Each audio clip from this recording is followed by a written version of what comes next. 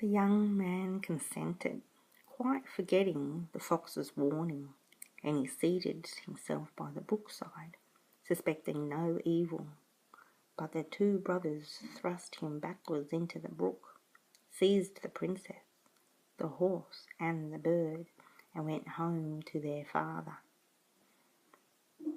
"What cunts, my God!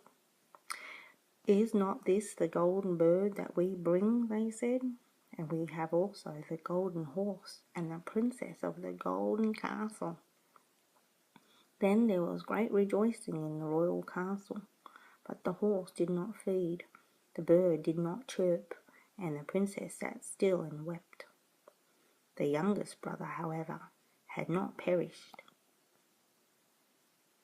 The brook was by good fortune dry, and he fell on soft moss without receiving any hurt. But he could not get up again. But in his need, the faithful fox was not lacking. He came up running and reproached him for having forgotten his advice. "But I cannot forsake you all the same," said he. "I will help you back again into daylight." So he told the young man to grasp his tail and hold on to it fast, and so he drew him up again. "Still, you are not quite out of all danger," said the fox.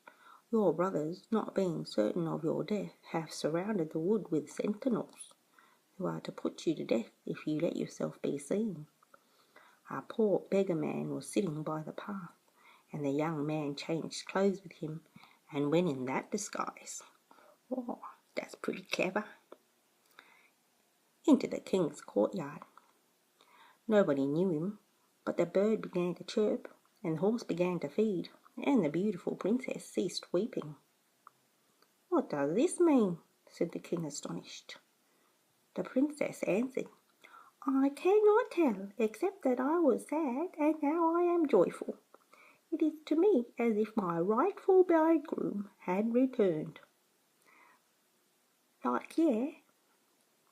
Then she told him all that happened, although the two brothers had threatened to put her to death if she let out anything.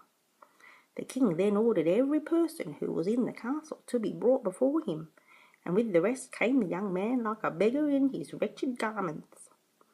But the princess knew him, and greeted him well, falling on his neck and kissing him. The wicked brothers were seized and put to death, and the youngest brother was married to the princess, and succeeded to the inheritance of his father. But what became of the poor fox?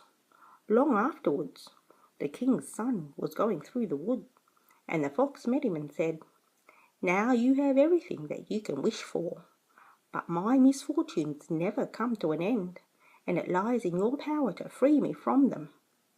And once more he prayed the king's son earnestly to slay him and cut off his head and feet. The thing is, it was the gardener's son. The three fellas, aren't they the gardener's son? Why did it change at the end of the story?